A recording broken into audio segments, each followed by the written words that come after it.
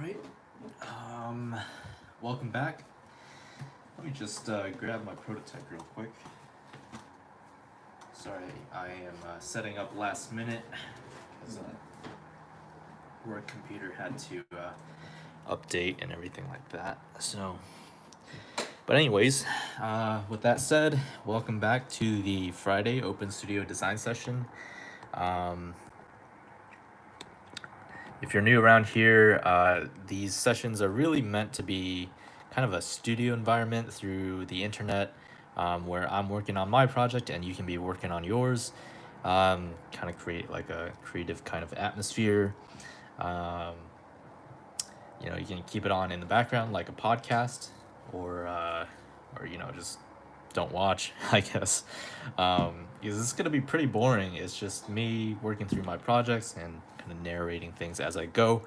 Um, it's kind of my way of documenting things, also, because I tend not to make like videos that often, and this is like a live streaming format, so it's a little bit easier to create content weekly, and having a weekly schedule keeps me accountable.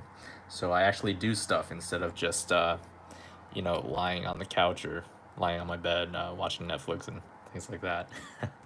um, so with that said, let's just dive right into it. This is the M1 prototype of the YX10 Astra design. This is an original design if you're new around here. I made it completely from scratch. Of course, it's inspired by real life airplanes, but this design is mostly original.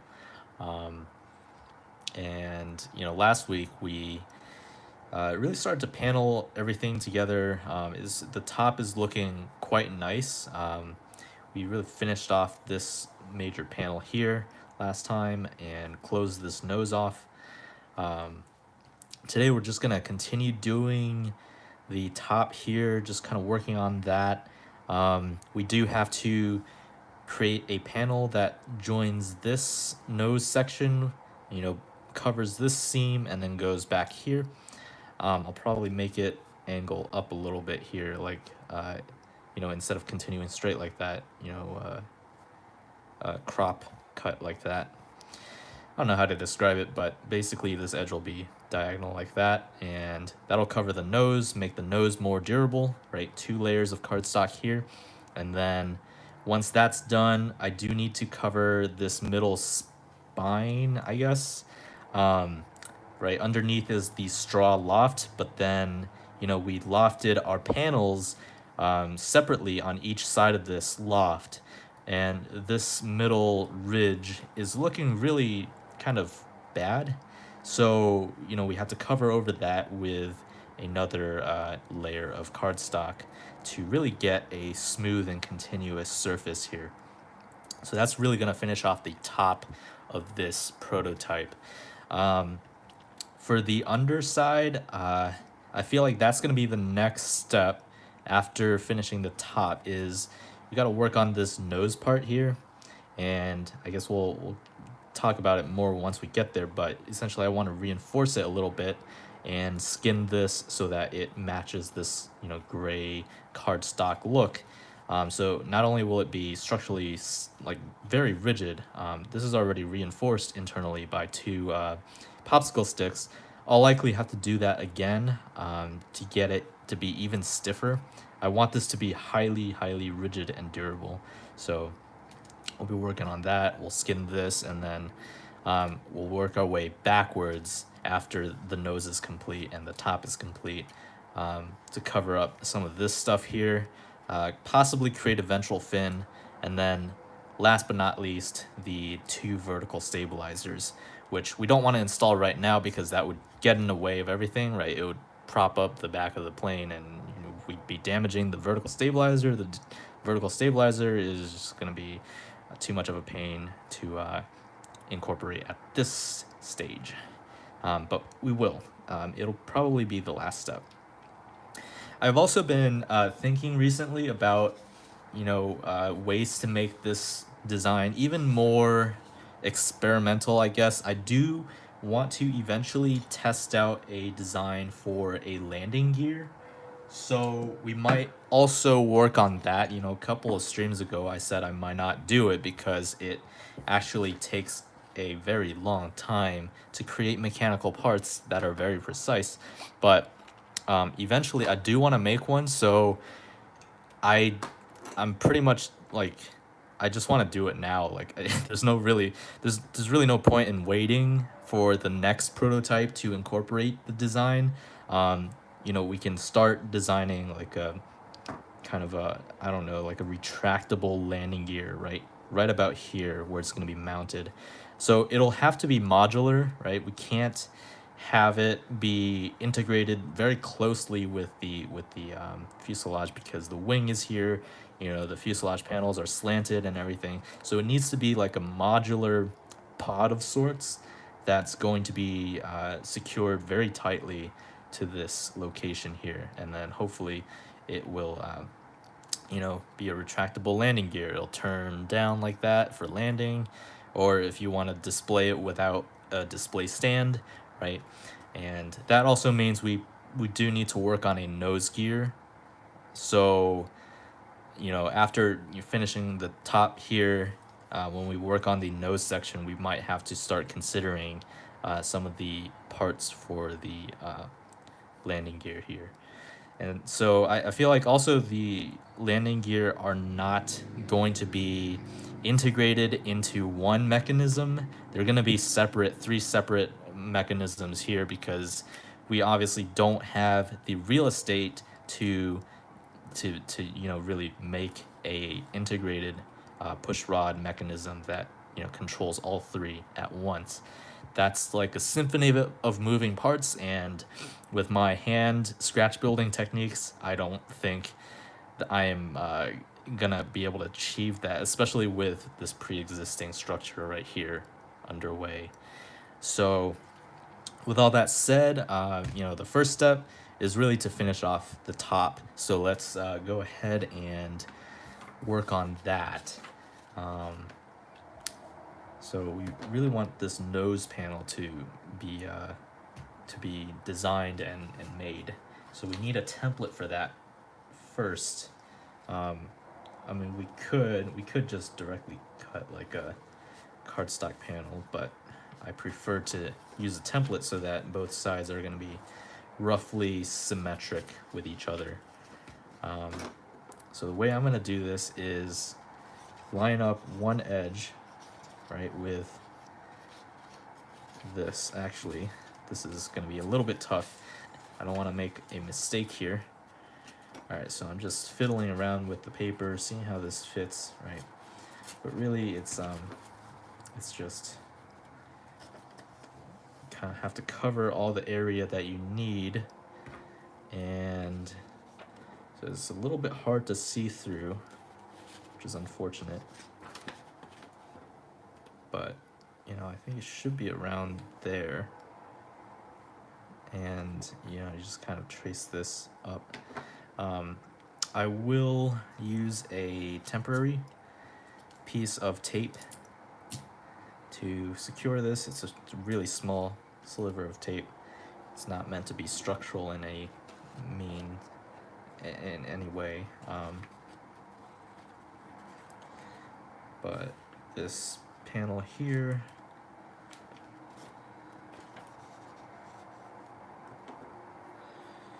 will be pretty nice, angle up like that, and then follow the rest of this contour.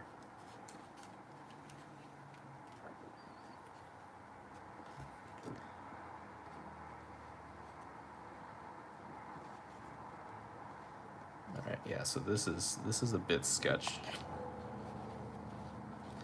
This is not the best way to do this. I feel like I need more support, or we need to trim this down so that it's a little easier to work with, which I think I will do that right now.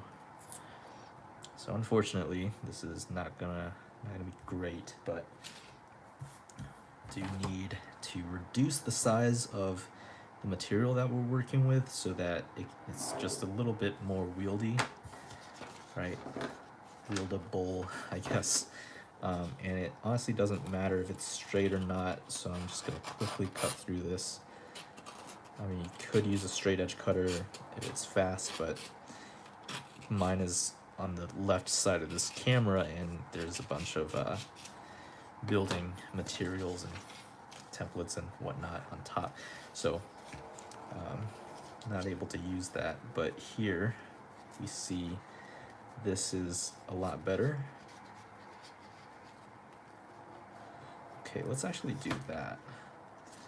So I'm going to take an eraser, right? So you gotta have your like toolkit, right? My toolkit is essentially this X-Acto knife, this eraser stick, also this black Muji eraser is like a little nugget.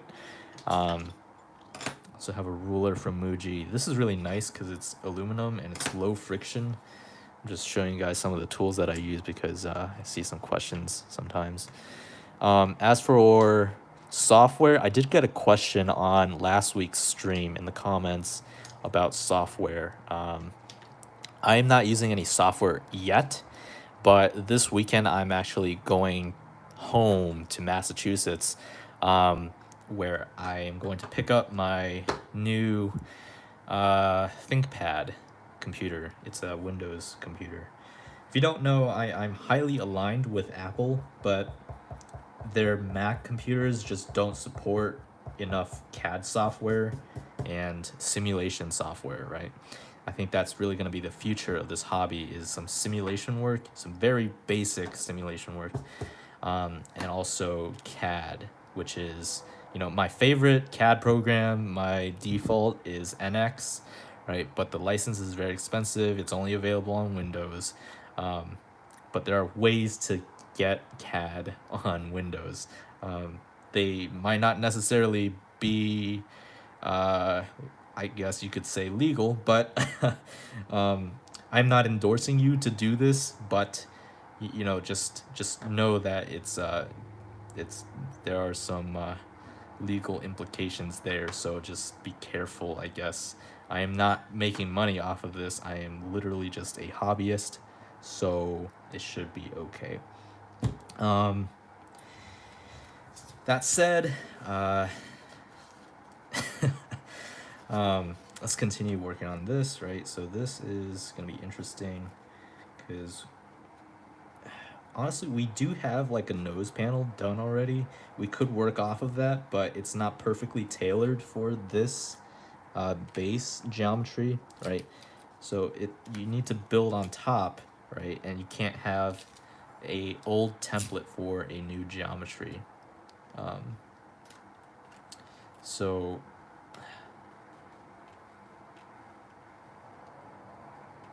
I actually got lost on a tangent there. I didn't think I answered the question, but for software, for CAD, I do use NX. And then for drawing, I guess, for sketching, I use Procreate on iPad.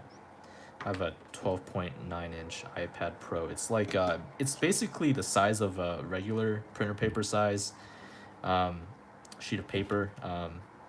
In the US, of course, it's not like a standard European A4 size, which honestly I would like to use like those sizes, but it's just not readily available here. Those sheets of paper are often longer, and I don't know if they have more surface area, but the A system of paper, how they're I guess ratioed, makes it really easy, because if you fold it in half, it's still going to be the same. Each half is going to have the same ratio of lengths of each edge. It's just how it's designed, and it's pretty neat actually. It's pretty clever. The American 8.5 by 11 size is great because it's also great, I guess. If we're talking about aspect ratios, it's just more user friendly, I guess. It's not very tall, right? It's the perfect amount of height to width. I feel like, it might not feel like that to you, but in my personal opinion, I feel like that's kind of the feeling there.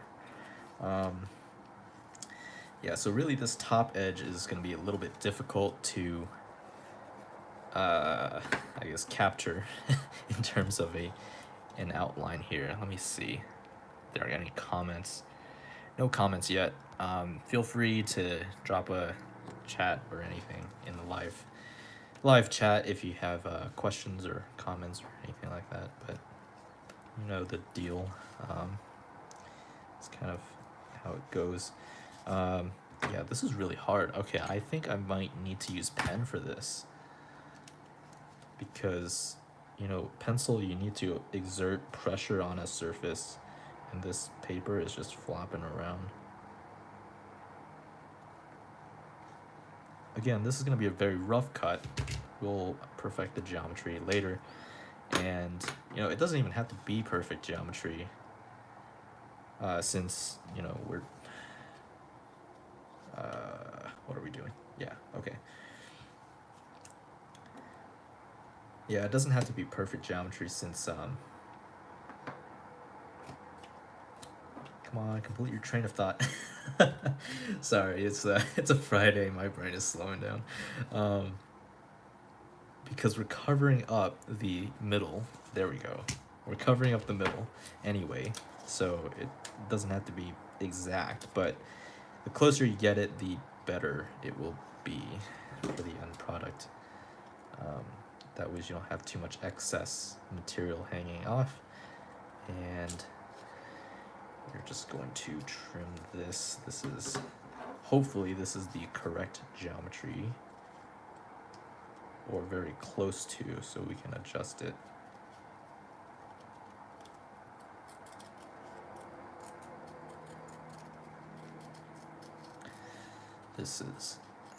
This is kind of the art in this hobby of sorts. The art of paneling, right? This takes a lot of patience. This is not a very exact science. It's not, you know, it's mostly based on intuition, really. You have to get a feel for how the material, the paper behaves, right? And be able to manipulate it in such a way. In many ways, I don't think there are many other people out there that do this type of work with paper. It's always, you know, origami, like folding hard creases and folds, but it's not very, you know, it's not very subtle, you could say. This is more akin to, you know, like real life aircraft paneling, when you have like sheet metal and you're working that into these complex shapes. This is a little bit closer to that than origami. So just for, I guess, knowledge, I guess. So this is looking good. I will have to probably finish the sides too with like a thin layer to conceal the edges together. Or really, you know, like just attach the edges. This is fitting. Oh, right. This is not too bad. I'll have to mark the point there. That's kind of where the edge endpoint is going to be. And then we'll trim this and have a panel ready to go. This is the only thing I'm worried about, is that this is not entirely smooth. This cut is a little bit rough because the line that we drew was a little bit rough. It was not perfect. But I feel like for the most part it should be okay. I'm just making slight trim adjustments. You probably can't see it on the camera here, because it's just very bad quality. It's, first of all, this is like 720p max, so it's not gonna be great, but you know, we're working with what we have. I've been spending way too much money recently, so I need to stop buying stuff so quick. Um, yeah, I really want to get like a proper webcam once I have the computer so that I don't have to use my phone to stream anymore. Because y'all know the YouTube app is a little bit glitchy at times, so the stream might end unexpectedly, or there's just weird quirks with mobile YouTube streaming. But I'm working with what I have right now. Um, Once I have a computer, I did get like a recommendation from I keep on forgetting the name, but DSPIL. Like, I'm so sorry if I butchered your name. It's a little bit difficult to remember, but these two guys, they do live streams all the time, and I watch their stuff every now and then. They made some recommendations about using Twitch to stream, and I'm gonna be probably doing that in the future, but I do need like a USB-C webcam, which is gonna be, give or take $200, is which is a decent amount. It's but it's one of those things that you like buy once and then like you don't buy for like 10 years, something like that. So we'll see about that. We'll see if we actually will do that. So if we match this line, if we match this contour, the complex edge here, then we can modify the other edges. Okay, yeah, this is looking great. So I think it can overlap a little. It doesn't have to be edge on edge. It would be nice if it were edge on edge, but line on line contact. But it's probably not going to be like that.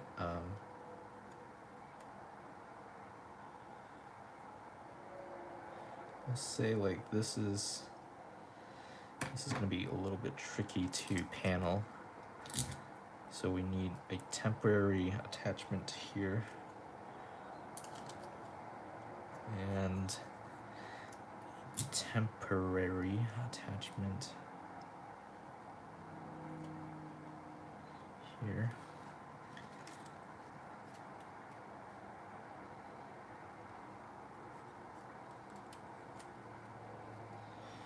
Alright, yeah, just don't want to tape that down too hard, because that will make it difficult to remove later. Here we can refine this line a little bit. We used pen last time, but now it's a little bit more defined, so we can probably use our pencil here. And now that that shape is defined, we can actually just leave that tape edge on and trim this.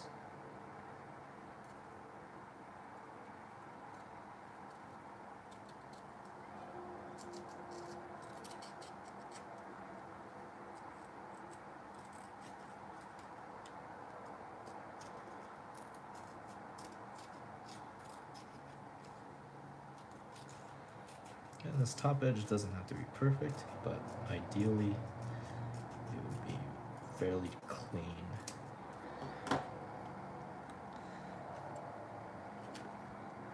I think that really did the trick. Yeah, it's much closer to the actual shape now.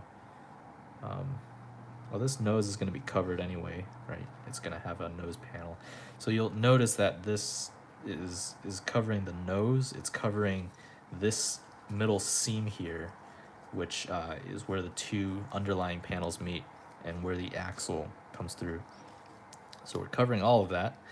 And this back here transitions up at an angle. So we'll have like a triangular piece here, or I guess not a very triangular piece, but like a house shape. It'll go down the back of this. It'll be a very thin piece, but it'll integrate this nicely. And that way we don't need like a huge panel to cover all of this.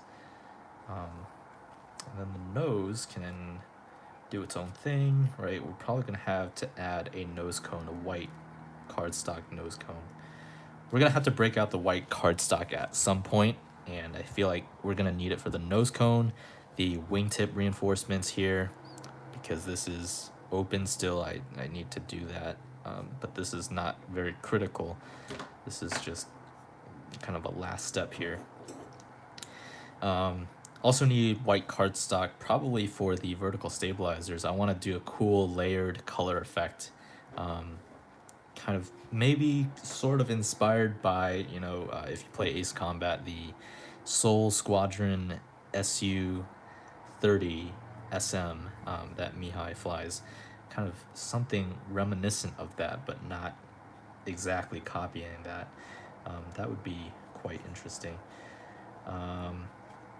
So anyways, I'll say like this, I should probably outline this so that I know how to install it back. This is what it was designed for. Just a very light where the corner is mark here. So that should do the trick, right? As you can see, it does overlap a little bit over that edge, but that's good. We don't have a bump in the airflow, but it's not that huge of a bump anyway.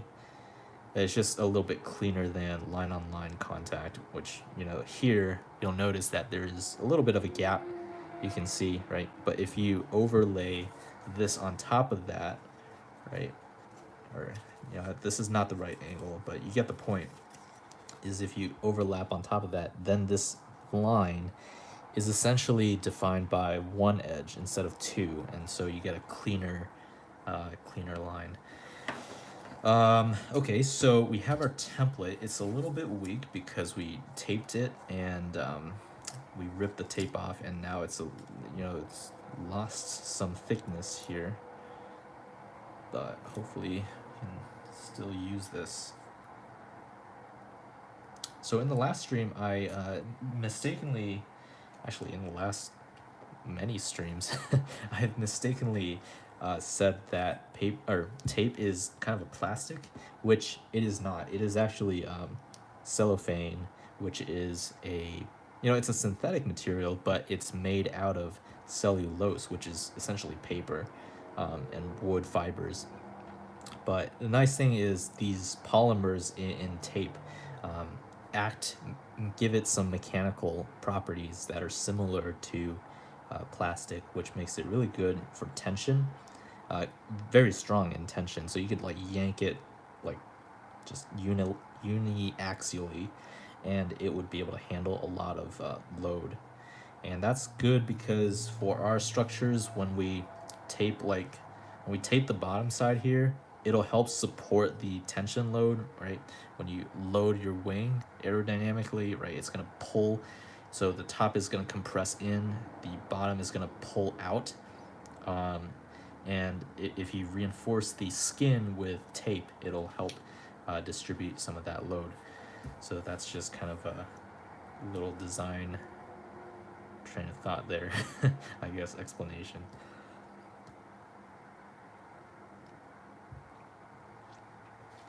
All right, enough talk. Let's just copy this part down onto some cardstock. I have some previously cut up cardstock that I would like to use before I switch over to a new sheet. I like to conserve materials, even if they are biodegradable. Like tape is biodegradable, I guess, according to that new learning. But you still want to conserve as much as possible. And that's not only good for your wallet, it's good for the environment too. So,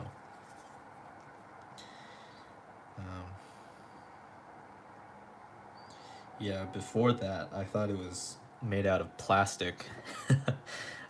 It's like some sort of film or saran wrap plastic, but it's really not, and that is a bit of a relief, to be honest. But also I still want to be motivated in some sense to conserve the materials that I use, right, to be as efficient as possible. And that's just how I do things. That's the philosophy behind how I design things. So design, like I'm getting off on a bit of a tangent here, but design is really not all about the form, right? The product. It's also about process and the thinking behind how you make something. So a lot of the times when you design something, if you have the right mindset, you can guide yourself to the right solution, right? It's problem solving, but how do you solve the problem? It's a when you design something, it's usually very open ended. There isn't one right answer, right? You can design a phone a million different ways, right? You have so many brands of phones, and you can your laptops and electronics and everyday objects. They all have infinite amounts of configuration, right? But how do you get one that is compelling, right? How do you get one that is I guess, more tailored to exactly what you need or what the end user, target audience is going to need, right? So that's where the magic happens, and that's how good designers, they often have like a set of reasons, set of beliefs behind the actual design, in addition to some of these things where you have to account for, like for example, like manufacturing, right? And then also economic forces. So it's not purely the the form, right? There's a lot of cost behind the scenes. There's a lot of manufacturing behind the scenes, right? There's logistics. There's time. How much time are you going to spend making this plane, right? For me, that's a simple question. I have infinite amount of time. I just want to keep the streams going at a decent, not bogged down pace, but also enough depth to enable some learning, right? So this is not only documentation, but also kind of a tutorial for those who want to seek it out, which I doubt there will be many. Um, but even if one person watches, and gets something out of it and goes on to create their own projects, it doesn't even have to be plane related. Um, if someone goes out there and creates something great, then that's a win in my books. So, all right, just gotta adjust my chair real quick. This chair is so old; it's like 20 years old. My parents gave it to me when I moved into this apartment, and it keeps on deflating itself. It like just like the spring. The spring is weak. Anyway, so I marked down the two templates, and now I can cut them out. Just reading some of the chats. Benjamin Rogers says, I'm one of the few people who partakes in this hobby. Yeah, that's I really enjoy your work on Instagram. It's really fascinating to see someone else approach the same problems in a similar kind of way, but the creativity and just really the execution is totally different. um, and you have some pretty brilliant ideas. It's just it's just kind of amazing to watch sometimes. um, a lot I would say your work is a lot more experimental than what I do here. I'm a little bit more conservative in that sense. I want to create something great, so I tend not to make too many changes in one given design. But you look at some of Benjamin Rogers' projects on Instagram, um, they're kind of amazing, really. They have so many moving parts and then so many features, like a glass, or not a glass, but like a clear plastic canopy, um, things like that. It's just kind of amazes me what other people can come up with, and that's kind of the fun in this hobby, I guess. Is seeing what other people come up with and learning from that and then improving upon that. It's like it's a never ending cycle of self improvement, right? And that's like a lot of people I know. I know one person in college. He worked out a shit ton. Like he is just swole as fuck, and it's like there's that attitude, underlying attitude behind that. How did he get so good at something, right? There's this underlying, I guess, um, kind of creed, or kind of code of life in in some twisted sense, that you want to self improve over time, right? And it's just constant self improvement, and you're just pushing yourself to the next level of whatever you're doing. So this might be like a simple craft to some, right? You might say like, okay, well, this is just at its heart, it's just making paper gliders, which I guess you could say that, but look at all the improvements over the years, right? I started literally with paper airplanes with attachments taped to the dart paper airplane body. I'm like, would this do anything? Like I was a naive middle schooler kid at the time, and it started from there. It really did. It's not like this framework that I'm working in right now. It kind of slowly evolved over time. It's kind of like technology in that sense. You start to slowly see these developments that lead to something more, right? Um, and it gradually gains momentum, right? You gain a little bit of a following, and that initial following gave me some encouragement, right? I had like one video back in the day. That was really where it started off. It was like a paper SU-47. If you know that design, it's a forward swept wing design. uh, it's a fighter prototype made by the Sukhoi Bureau in Russia. um, and that design is very distinctive. It has forward swept wings and canards, and I was like, that's really cool. Like as a middle schooler, I was like amazed by that, and yeah, I just decided to attach these wings onto a regular dart paper airplane that go forward. It was very rudimentary, right? I still used printer paper. I did use tape, but I used a lot of printer paper, not reinforced material, so the wings were floppy. But the initial plane, that the initial steps, right? You just start simple, and you just try and build something better. And and you just got to keep that sense of self-improvement, right? Innovation. um, there's a Japanese term called kaizen, which is perfect for this.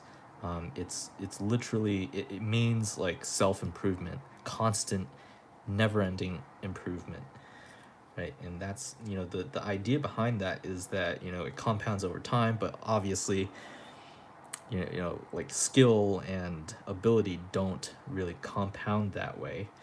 It gets more and more marginal as time goes on, but it's still interesting to see. It's still good to have that mentality of striving for improvement. And you can really tell like some companies out there have that kind of philosophy, and I feel like Apple is one of them. But also, not necessarily companies, but also other creators, right? um, for example, I really like the channel Kurzgesagt.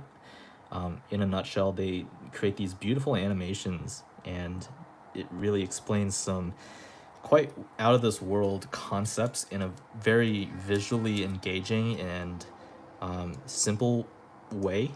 Um, and I just find it very compelling to watch. Like some of these concepts I'm familiar with, but just seeing it explained in such a user friendly way is so refreshing, because there's so much stuff out in the world that people design and make, and they don't really have too much of a, I guess, you can tell they lack a certain magic, right? And that magic really comes down to caring about the end user, and this constant drive for improvement is, I would say, is really what's behind it. Um, Sorry, that got a lot of bit. That got I can't speak right now. That got a little bit ranty. So I apologize for that, but it's really like when you get down into the weeds, into the details, and you look at why certain people, certain companies, certain um, individuals are successful in design, it usually comes down to these like kind of meta attitudes, right? You got to have this attitude, and if you don't, you're really not cut out to be a designer.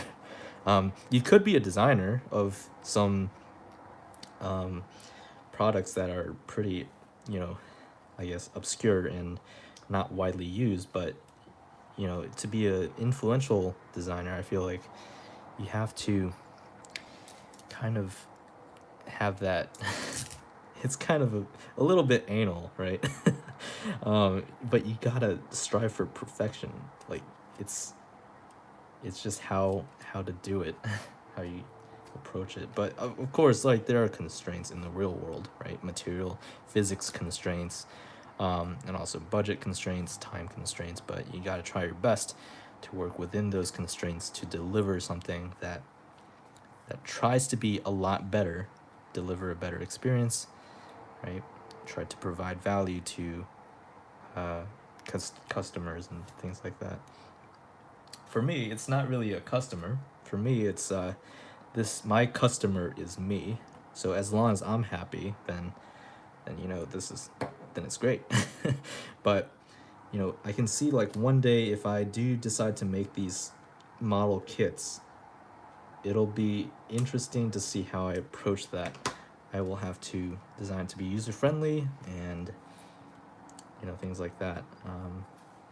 But that's a little bit down the road. I'm not quite ready for that. I don't even have a computer yet. I need a computer with CAD capability in order to make reliable prints that we can build up into these models. And there's going to be a lot of experimentation. I feel like in the coming months or years, with regard to that, because it really is the next step, for what I do. Just saw a comment. If you do make models, I'd love to beta test them for you. Thanks. I really appreciate it. I don't think there's a huge audience for what I do, so I really appreciate the support, the hardcore support from these fans. It's a small but tight knit group of people, right? Benjamin Rogers is one of them. There's another guy down in Georgia. Oh shoot, I taped this wrong. Yeah. All right. Yeah, this piece of tape is screwed. I accidentally folded it onto itself. All right, that's a waste, but at least it's biodegradable, so that's nice. But yeah, as I was saying, this is a very niche hobby. It's not a very popular thing. It's so specific, Yeah, it's like it's kind of ubiquitous in a way. Like your schoolyard dart is kind of where this all started. So I don't know. It's kind of interesting. But yeah, beta tests. I probably will eventually make kits. It's just a matter of time, like when. How long is it going to take? And just figuring out the logistics of that, right? Like I gotta figure out how to ship things. I've never shipped anything in my life. Like I don't know about you, but like I have never gone to the post office and like shipped something. Like I've never sold anything online either. So I don't know. This is gonna be a new, interesting venture, kind of bringing the business aspect of this hobby of design into play here. Right, it's gonna be cheap to make, but you do want to account for the labor costs up front, right? That the amount of time that went into designing this, and kind of make it user friendly, buildable, actually, you know, repeatable. Um, so things like that for like an average person, how are they going to build this thing? Um, but anyways, that's kind of beyond the scope of this video or this stream here. Okay, so there appears to be a little bit of a buckling issue, but it's very, very slight. It's like this area right here is bowed out a little bit. Sorry, I should really be more mindful of the camera, but I really get into it, and I forget about the camera sometimes. So, but this looks great. Um, this nose piece here is going to be interesting. I need to clean up this side edge. I'll likely have to cover it with more cardstock, like another layer like that. But it's going to be difficult because this is a complex curve. So we'll see how that goes. But yeah, it should be interesting to see. Also, like, if I move this, is it in the way? Yeah, like this is kind of in the way. So I do need to secure. I feel like this might solve the problem, to be honest, if I tape this down.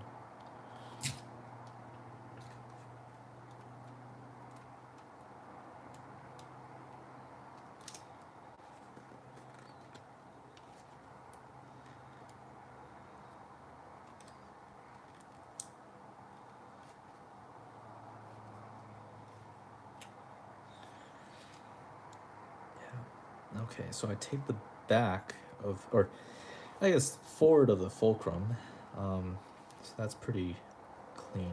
Okay, looks like the buckle went down a little bit. There's like still a little bit of, of a bump here, but it's very, very subtle. I don't think I will fix it. It's just an artifact of this structure right here. Like, it comes out a little bit, and so this material, when it matches up with this edge, it tends to do that a bit.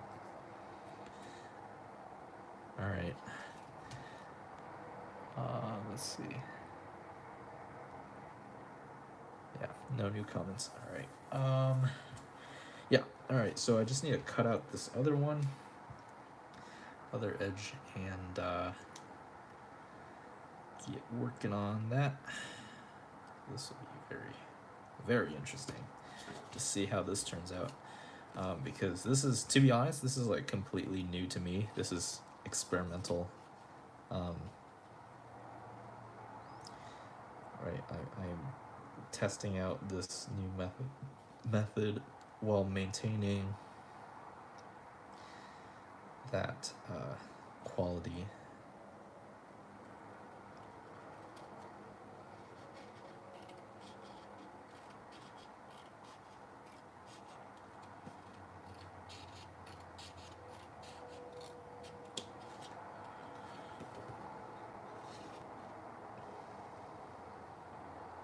Alright, so just trimming this panel out, like cutting this apart.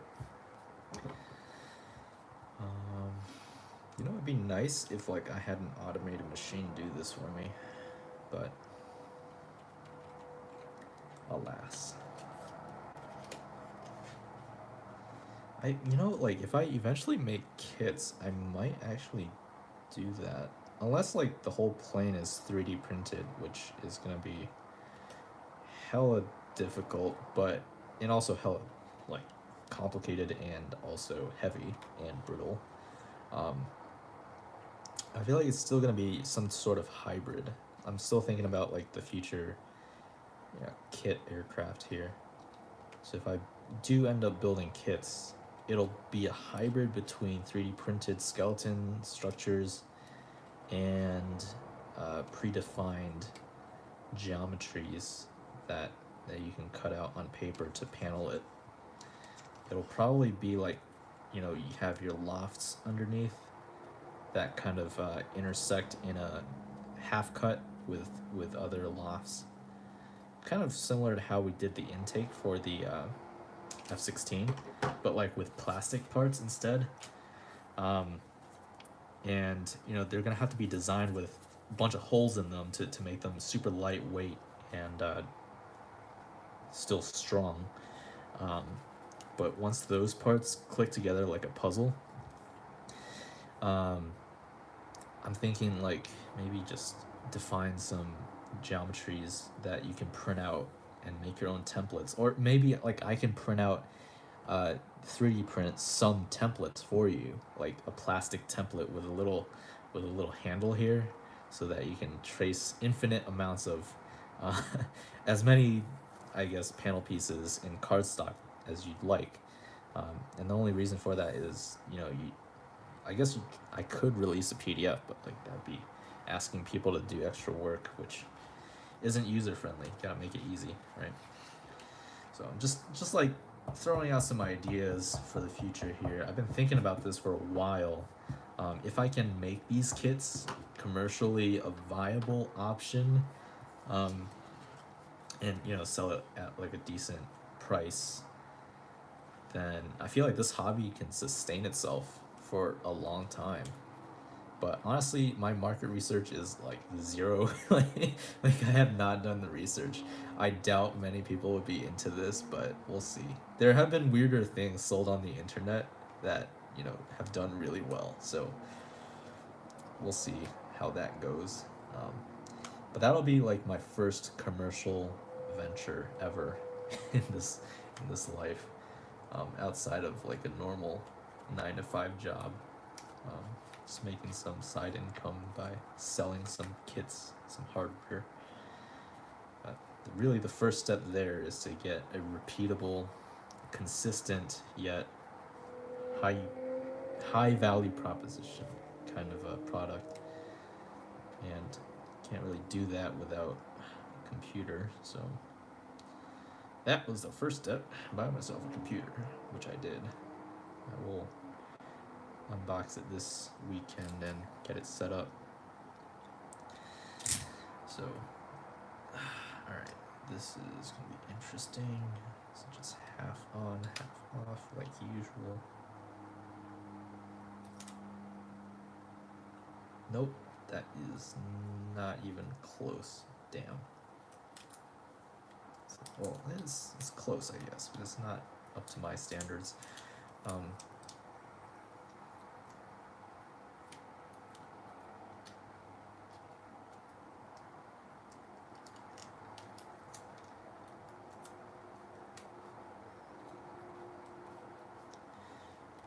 It's interesting. If I get more advanced, I feel like I can even try and get some suppliers in China to help make molds, like actual molds, right? Because you can create like a CNC machined mold and then inject foam into it, like compressed foam, um, and then that'll create like an extremely lightweight and rigid structure, and that'll be kind of like, like some of these RC plane kits, they have, um, they're made of that, like bubbly type styrofoam material, but they're like compressed together.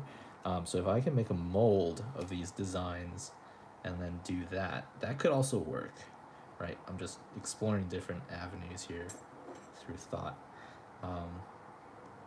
The downside with that is you don't really get the fun of building it. It's already pre-built. So, but it might be able to perform better because of the material choice, right? Like structurally, it's more resistant to crashes and things like that. Oh my god, this chair is so annoying. It keeps on like dropping down at most unexpected times. Anyway. Still thinking about that, but also with a new computer with new CAD capabilities, I can also design new projects that aren't necessarily planes, right? Like I could design a larger RC plane, but like I feel like one of my first project, or I probably shouldn't announce it here, Because it'll be pretty cool to unveil like all of a sudden like, damn, you made one of those, like. um, it's not the catapult either. I kind of mentioned that before on the channel, so we'll see. This is going to be very interesting. I don't know why I sounded a little British there for a second. I guess this is just me getting high off of caffeine. I just kind of ramble on and say whatever.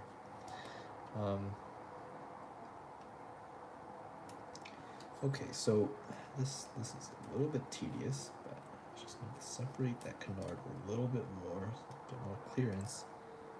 Half. Alright, so I blew some air to really get the surface to attach, which is interesting. That is not normally how I do things, but I guess I thought it could work, and it did. So here we are.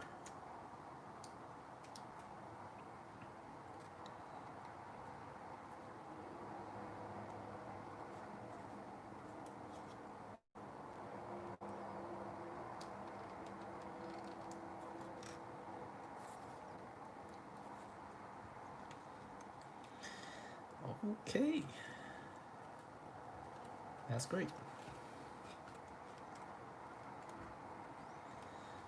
Alright, so one bad thing about this is that the nose doesn't really match up. That's a little bit disappointing.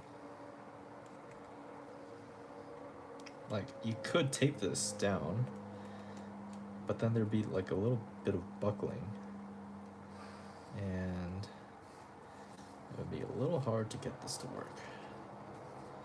So let's just rip the back up and try to do this again.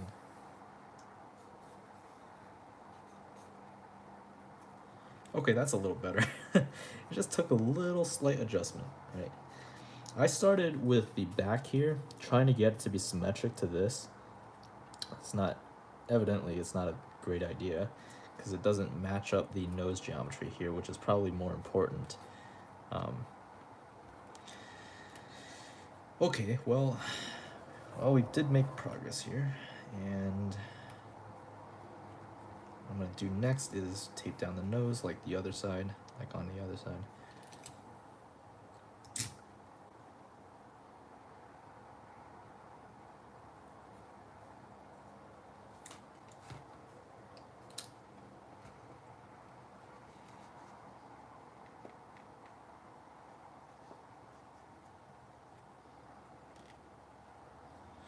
Okay, that's good.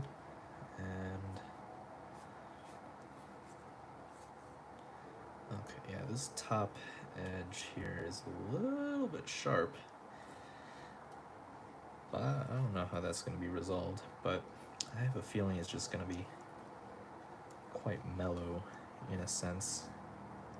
It'll conform to pressure. Alright, so let's see. Again, I'm just like rambling to myself at this point. This is what happens when you put me alone in a room on a Friday night. Tell me to make something.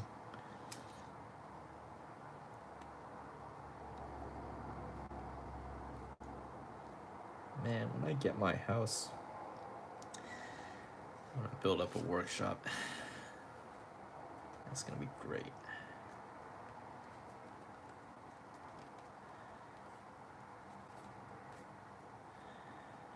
We don't have to work on these projects. We can work on other things.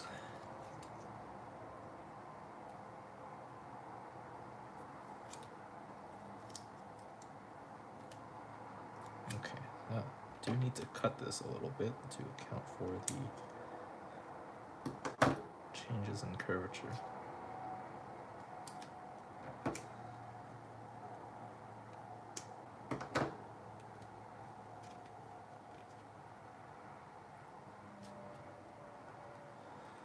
so this side kind of fits a lot better than the other side.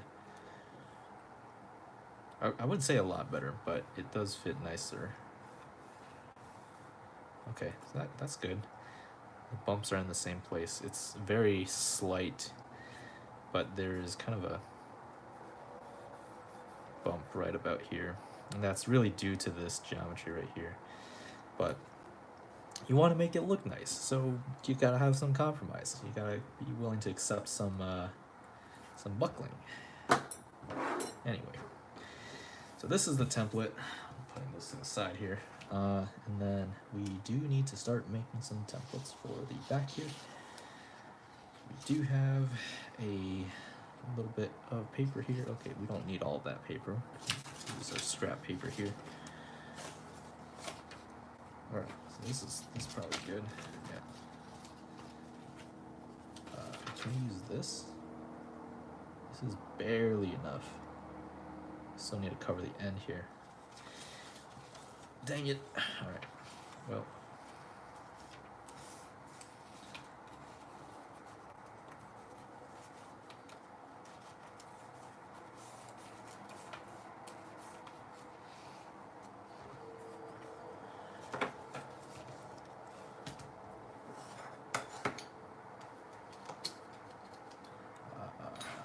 Yeah, there it is. Just looking for my long ruler. This is a plastic ruler that my grandfather gave me. Tell there's some Chinese characters right there, but I don't know what it says, but it's probably the branding for this. This is probably vintage. But yeah, he's like, I don't need this anymore. And he gave it to me. Let's see.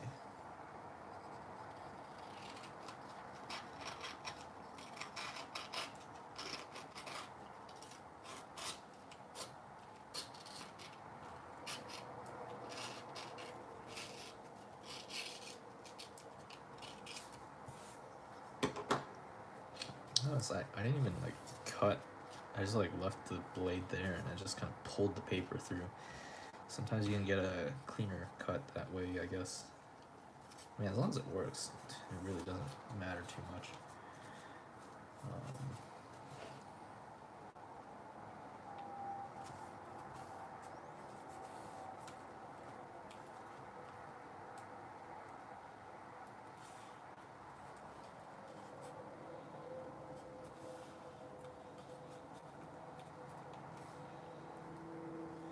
Okay, so there is a point right there, and then a point right about there,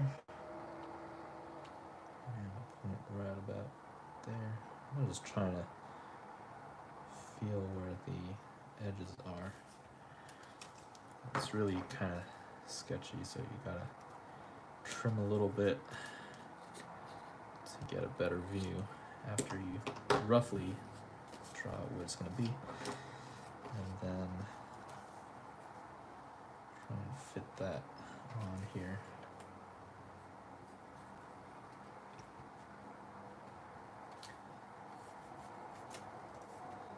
Man. Anyway, that works. That's amazing. Okay, before we do this, I feel like this would be nice if it were on the outside. So if we covered this longitudinally up until this point, and then, covered this on top of that, that'll look nice. That'll look pretty clean. It's just how do we... Or we could cover it on top, I guess, but I don't know. Judgment call. Never really thought about that. Guess we could try out trying to cover this. I mean, honestly, this doesn't need a template, right? It's a pretty straightforward piece of material. Oh, that's... Alright, we don't have a long enough sheet here. Let's So we're gonna have to rely on this. Okay, that's about right. I can cut out like a little bit of material here. I feel like the width of this ruler should be enough. Probably need a little less than that, but just to be safe. This is where I guess you don't need a template. Wait, I already said that. Yeah, you don't need a template for this. So I'm just directly cutting a piece here to try and fit over that location.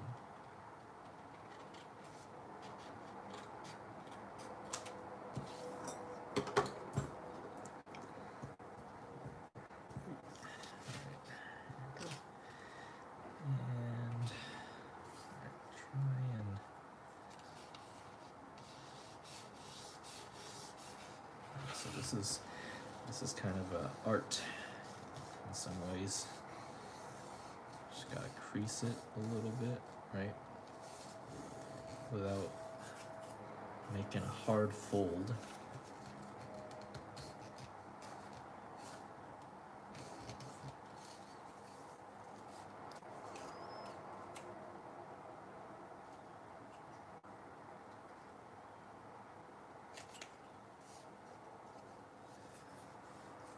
Try and see how that fits here.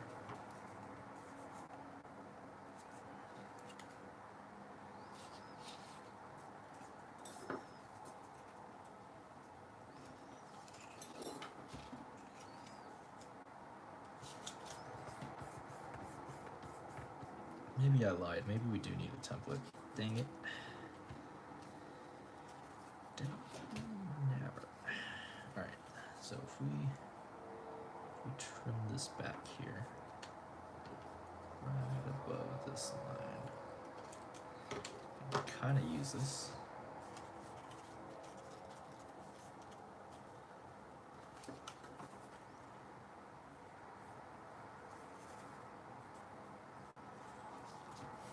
Oh, that kind of looks like a cockpit. It's like a very bad, very not aerodynamic square cockpit. Ah. Yeah, screw this chair. God dang it. All right.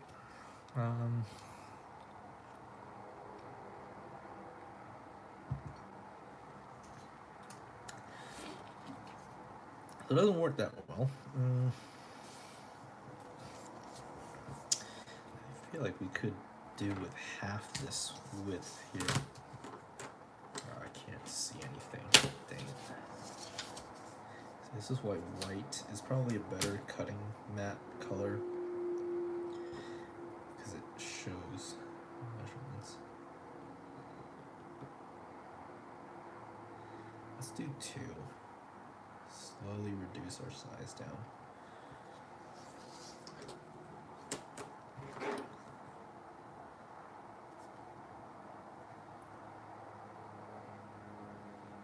Alright.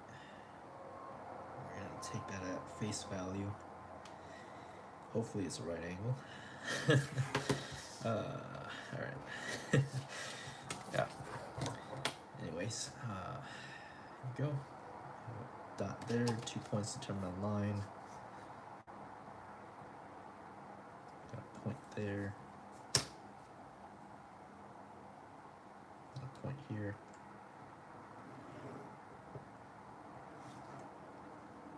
Yeah.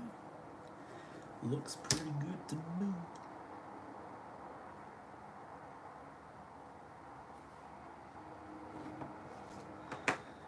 And that goes on to there. I feel like this is gonna be for the nose. Yeah, this is for the nose. Alright. Straight? Yeah, it looks straight. Alright.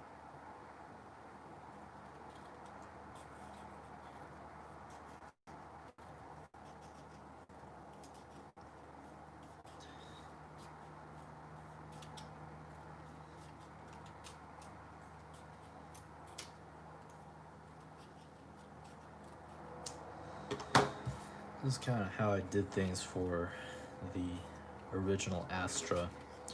is cutting these pieces of cardstock down to the rough size and then trying to fit it on. I haven't really done that for this new prototype because I want a more exact shape, but I feel like now is a good time to kind of explore this method again. It's probably better than a hard template. Because really, the most difficult part about this is getting the curvature to work and getting it to fit.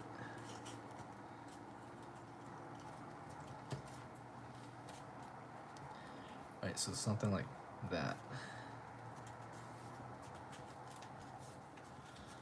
But it has to be symmetric, right? That's the difficult part. Because in your hands, it's gonna feel weird.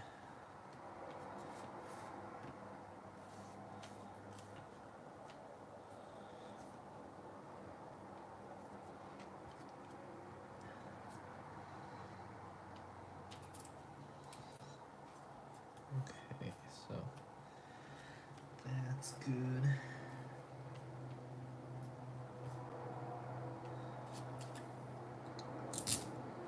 Oh my goodness.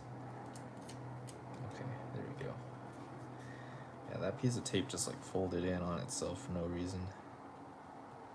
I guess we could just make it line on line. But no, that's bad. Yeah, that's a little bit better.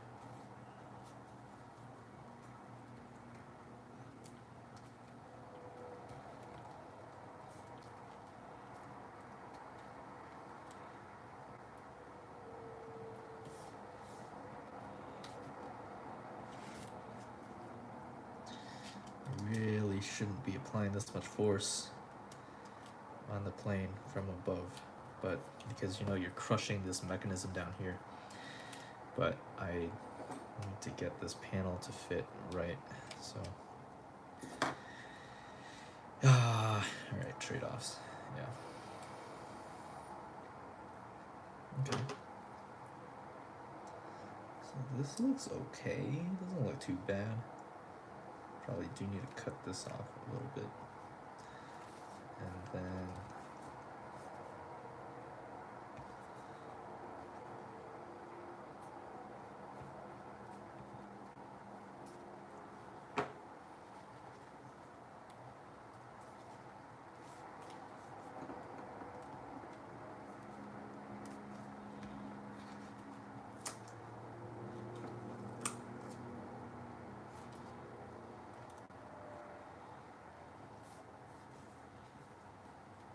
maybe that's a bad idea. Maybe this is not straight enough to do one part. Interesting.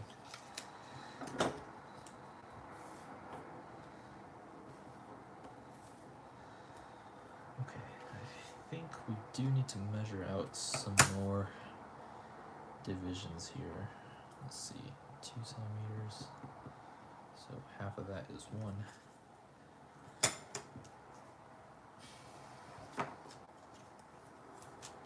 Take this temporary piece off.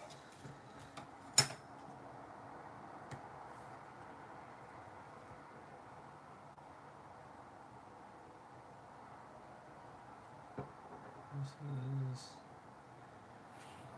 very sketchy. I have no idea if this is straight. I mean, it's a straight line. It's just, is it good for what we need it for? The answer is I have no idea. Alright, so, okay, so we just gotta fit this down the middle. Ow. Ah, this cardstock is sharp.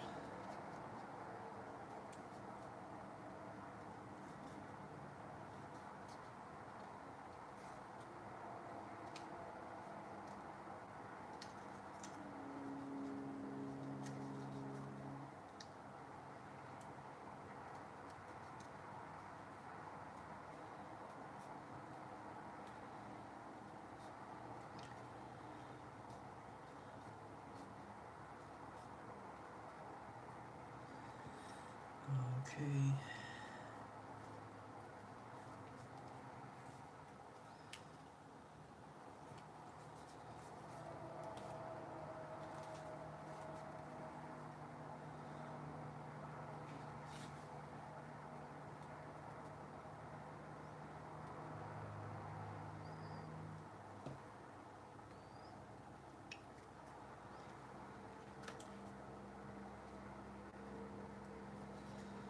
Probably need to make it a compound piece. So in that case, we need to determine where to stop it. I feel like here is about right. So turns out I should probably chop it right about here.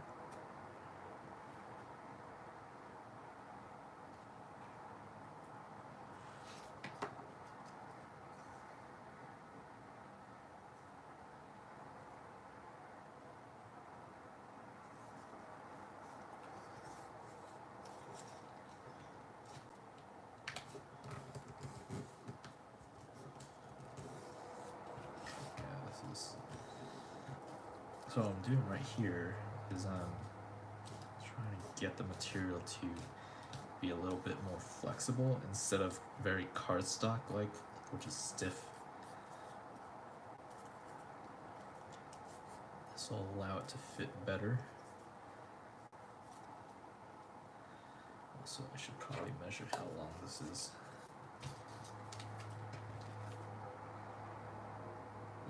This is going to be about 12 and a half to 13 centimeters, which is going to be 12 and a half right about. Where did I even mark it? Oh wow, 12 and a half exactly. Dang. Alright, you know what I'm going to say? The power of eyeballing. Anyways. That really is some next level stuff right there. Anyways. Let's mark the other side like that. And then, the center point right there. It's probably about right. Measure across. If it's 1 centimeter, then we're good. Oh, this ruler is different.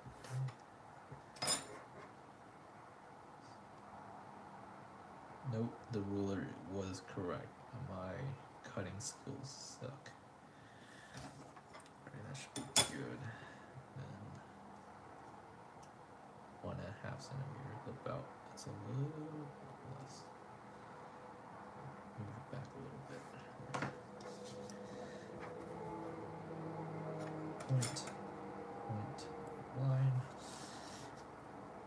point, line.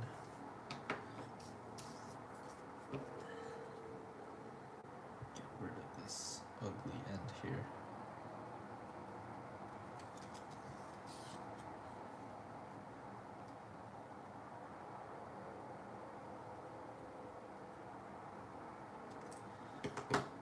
Okay, that's out of the way. We can fit this.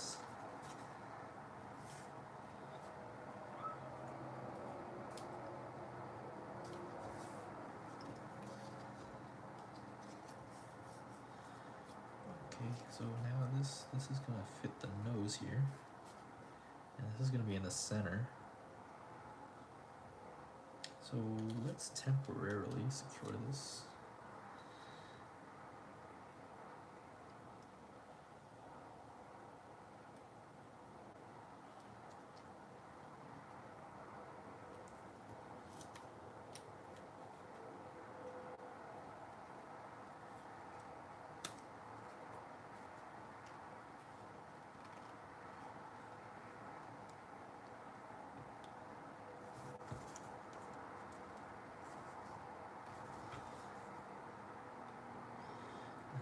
Trace out the nose shape here.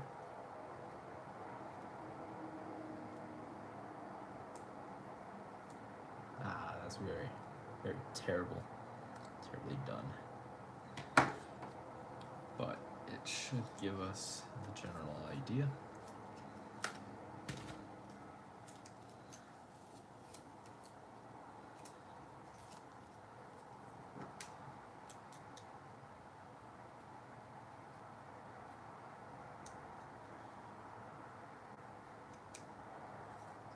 It's going to be a little bit difficult. It's not symmetric. Why is it not symmetric? I taped it symmetrically. At least I thought I did.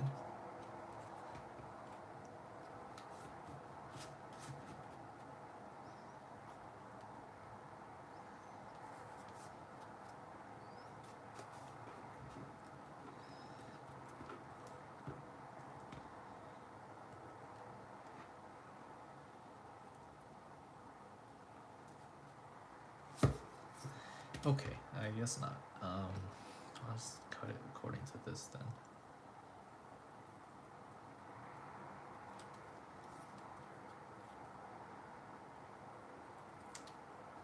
This is one of those instances where I have no idea why, but it is, so I'll just have to go with it until we figure out why.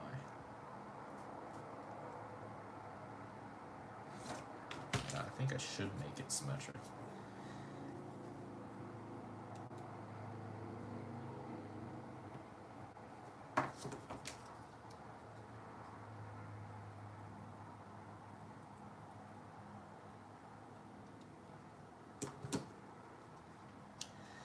Dang it, that means I'm gonna have to fold this into a hard edge. Alright, yeah, I was probably gonna have to do this anyway, so that kinda sucks though. I really want a continuous edge without a fold, but it's really forcing me to do this.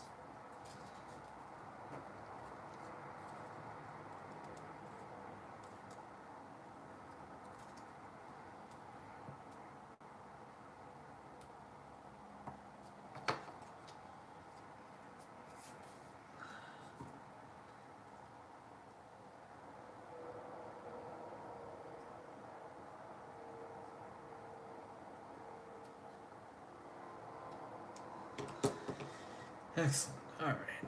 This should be a little better. This should help us align the nose as well. Oh my god. Why is he so hard?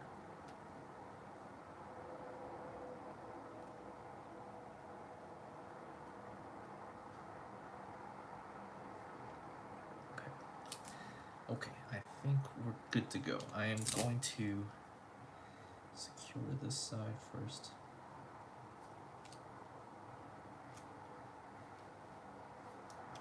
Honestly, I'm not going to worry about the overhang. I just want to secure the thing. So I'll just leave it like that for now.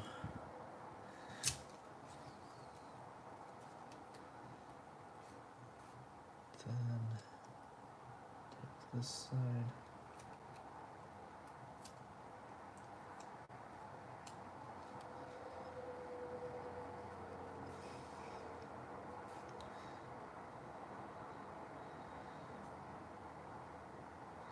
Okay, okay, so the strategy here is going to be to apply pieces of tape wingspan wise to really tighten it down instead of going longitudinally.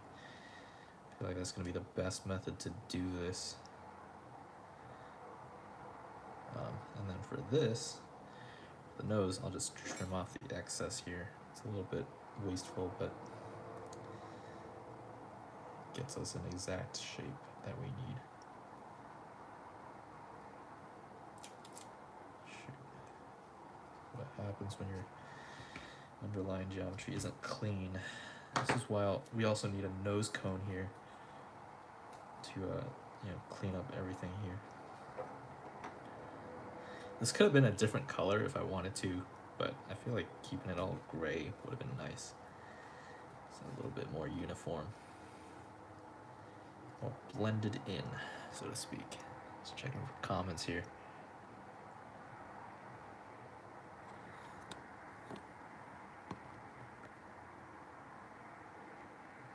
Also, there is this from Benjamin Rogers. Also, there is this one author, Norman Schmidt, who wrote a series of books on realistic paper planes. I got my start with those books before discovering your videos. Huh.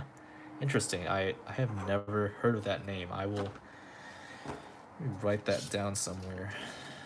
Norman Schmidt.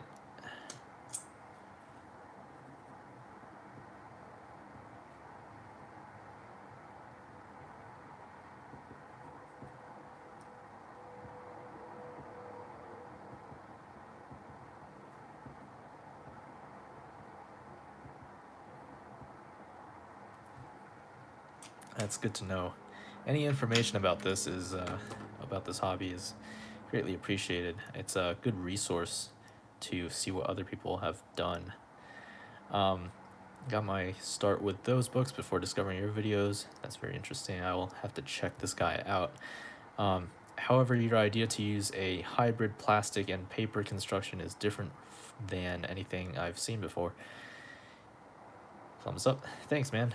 I think my chat is broken. Oh no, it works. Yeah, yeah. Sorry, I don't read the chat too often. I sometimes get too in the zone, and I just kind of neglect the chat. That's why I got to make a conscious effort to check what you guys are saying. Um, yeah, it's really interesting. Like, you think of paper airplanes and you think like pure paper and nothing else. And I just don't believe in that at all. Like, you look at real life products, they're made from a hodgepodge of different materials, right? It's not just glass or metal. Imagine making a like all metal phone. You can't even have a screen because the screen would be metal. Right? So it never made sense to me why, when you think about paper airplanes, they only have paper in them. Like if you leverage different material properties, right, from different stock materials like straws, right, for example, and wood, like in the spar, they're really good at doing certain tasks, right? Like the spars in this plane are super stiff, right? They're made of wood, and the straws are flexible enough to create this loft.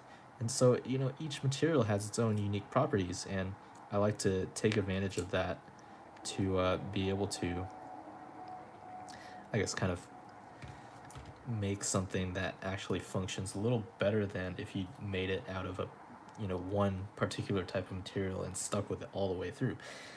That just, that's not how real life works. So I don't see like how it wouldn't apply here.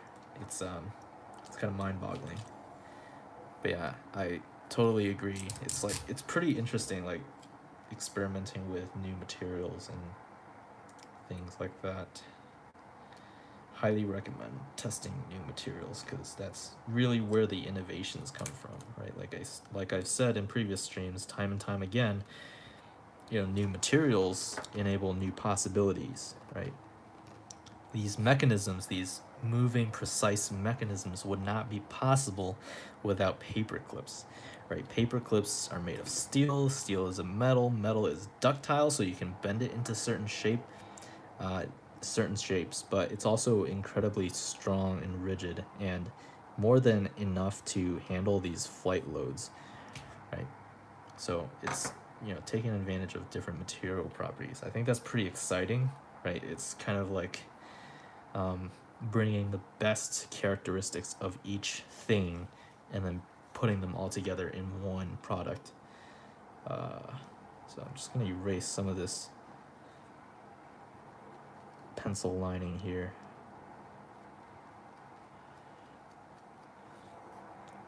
Yeah,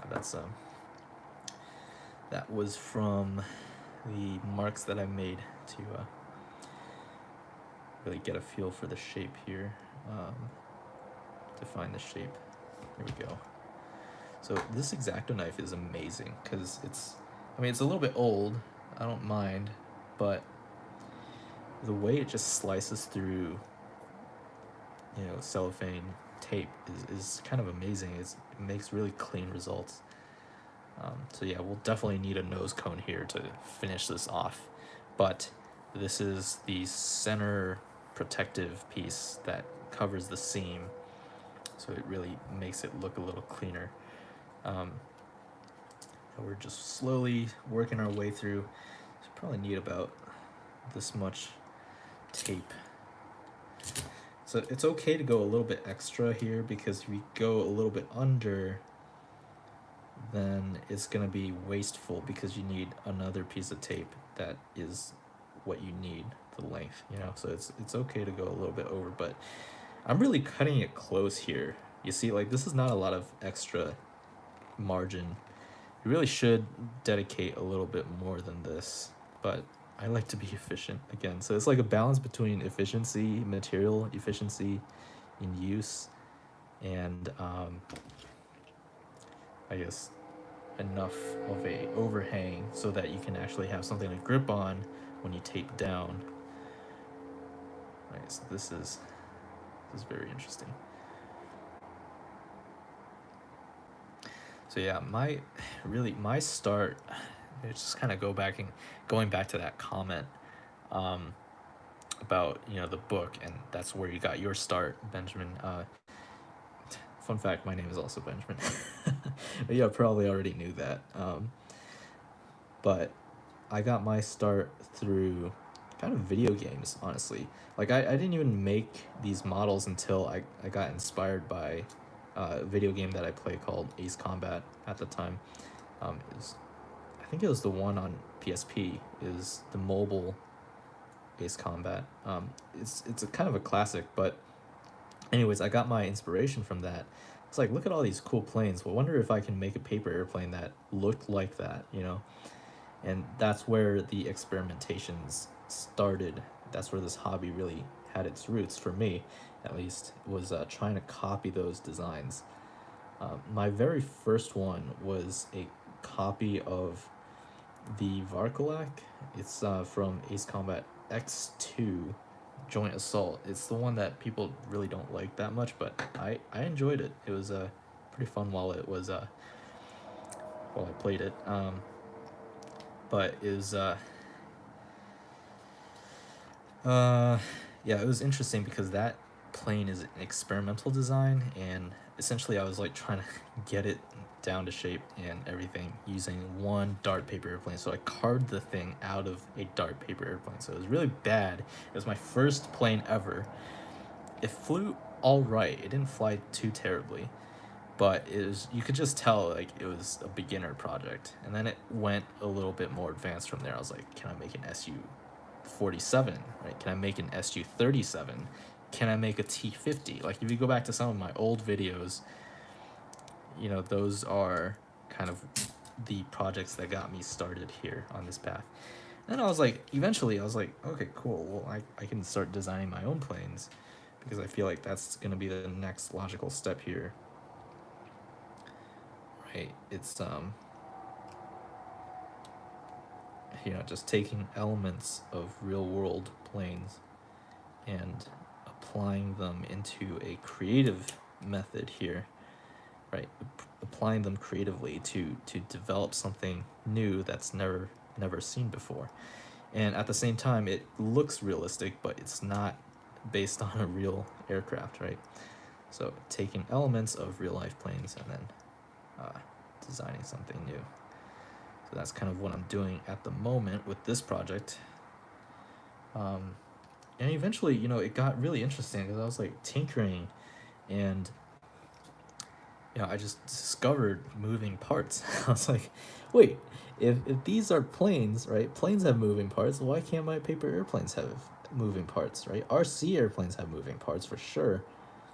So I feel like, you know, there's like something to be said about mechanisms. I feel like there's this very intriguing thing, right? Like you look on YouTube, there's these videos that are like, you know, 30 seconds long or a minute long, and they're literally just one mechanism that's like a computer model that's like spinning around or doing its thing, and they get like millions of views or thousands of views. And I feel like there's something interesting about mechanisms that people really enjoy, and I really enjoy too. I find it fascinating. And so I started incorporating that, and my very first mechanism was for the F-14, the variable sweep. And at the time, it was really bad. It was not well thought out at all. It was the mechanism was made from paper, so it was um it was an interesting time. And the linkage arm was made out of a rubber band, so it could only work in tension and not in any other direction. So you have to reset it by hand every time. Not a great mechanism by any stretch of the imagination, but it's kind of where I started, and I got better and better from there. You know, making the I guess the friction lock concept. Really, it's a linear bearing, right? If you think about it, it restricts motion into one dimension of movement, like forward and back, or left to right, right? So it's kind of the next evolution of my mechanism design. Um, and that really was the basis for a lot of these more complex mechanisms, because if you don't have a bearing from which to constrain movement, then everything is free to move, which you don't want in a mechanism. Um, so once I developed this bearing, this friction lock module, I was able to create more complex things like this CSAM mechanism right here that actuates the canards. I was able to create it's the slat deployment system, or leading edge flap, right? It's not a slat because it doesn't separate from the wing and go forward. So it's really classified as I think it's yeah, it's a flap. It's a flap. I lost my train of thought there for a second, but I'm back. Anyways, really got to reinforce this nose here. But yeah, like I said before in this stream, it's really about an attitude of staying curious and really trying to build something more interesting, more cool, right? The cool factor is what I'm aiming for. And making things refined, making things reliable, making things sleek, and eventually you have a great end product that people might enjoy, right, and might want to watch in a YouTube video. And that's led me to kind of where I am today, and I'm still exploring new ideas, right? Like, for example, once we finish this top paneling, we'll start the nose, and then once we are done with the nose, we're gonna have to build a nose gear here, and the nose gear and the landing gear will probably be kind of the same mechanism, and we'll get that done, and it'll be very interesting because I've never done that before. And yeah, that's kind of, wow, that was like a long-winded answer to a simple prompt, I guess. It wasn't even a question, it was literally a prompt.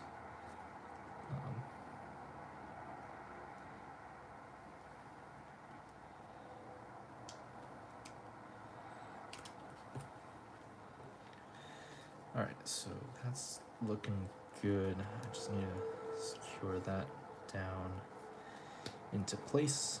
Same on the other side. So I'm thinking I'll probably have to tape this way longitudinally as well after all the paneling is done. Actually, that's probably going to be the last step, is to waterproof everything, to tape over everything. That'll create a very, very nice surface. Alright, so we're going to have to do the back here, this panel, right? Oh god, this isn't centered, but it's a little late to fix that.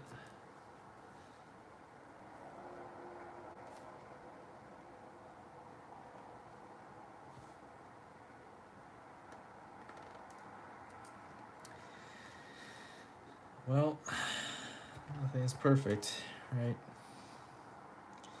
This is off by like 2 millimeters, and then now this looks off center. You probably can't see it, but it's a little bit off center. But once I do that, I can create a piece here that bridges the two.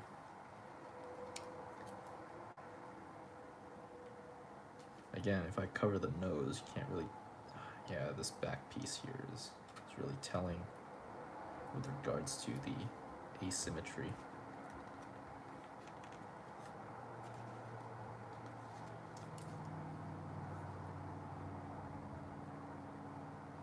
I don't know, maybe I'll have something cover this, cover my imperfections. This will be an easy part to make, but it's just a matter of time for actually making it. But I do need to get this part done. Which, okay, so we need a 2 centimeter by whatever life. Let me check the chat real quick. Yeah. Alright, no new comments or anything. Let's see this.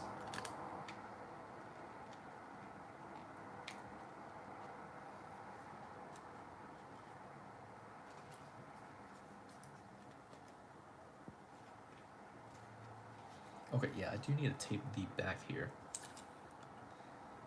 Alright, so grab a little sliver of tape. I want to cut it in half. So we only really need 1/2 here. But the back of the canard's right here. There's like an opening right there. I just gotta tape over that real quick.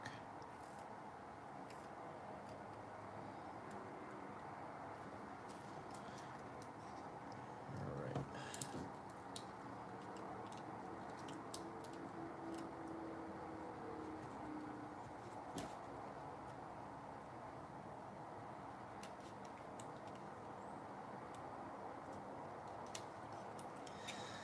Very interesting.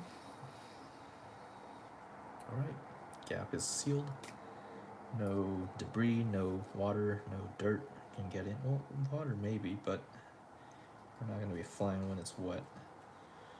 Dang, I wonder what IP rating this has. I am not willing to test this. It took way too long to get to this point.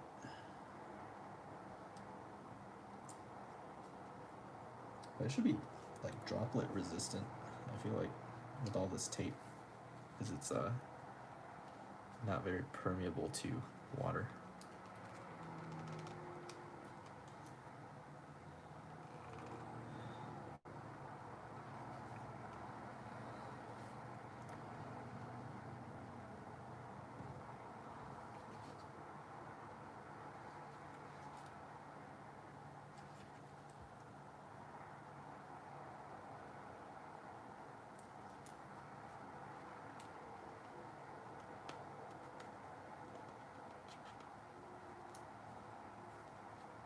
Yeah, I'm really bothered by this asymmetry, because the loft seems to be in the center, but I'm just wondering why this is like, it appears off. Very interesting. Anyways, I don't think we have too much time to ponder this any longer.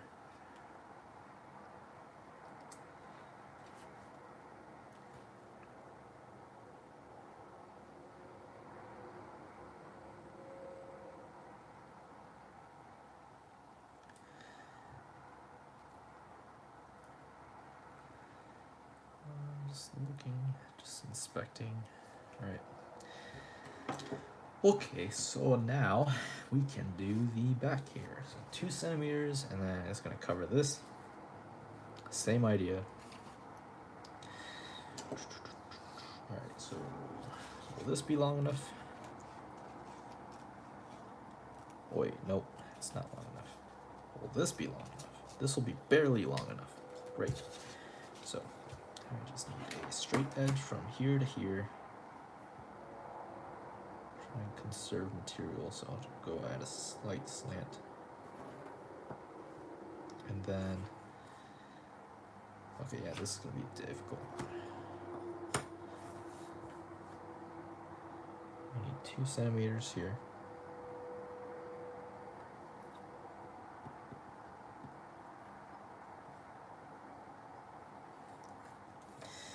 Is that actually a right angle? I don't know. maybe. Yep. And then 2 centimeters here.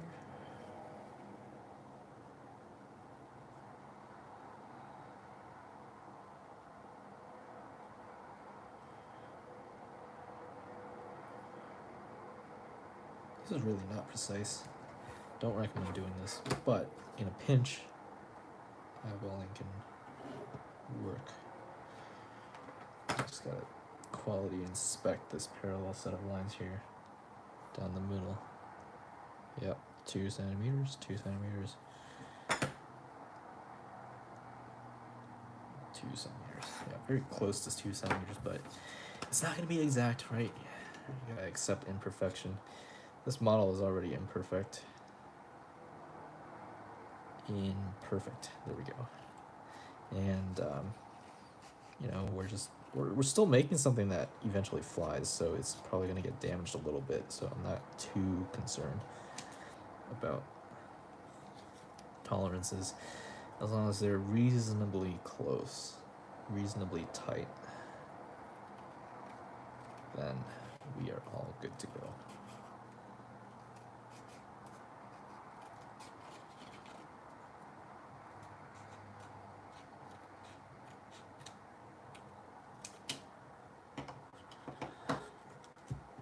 Okay, so now I just have to match up the front here.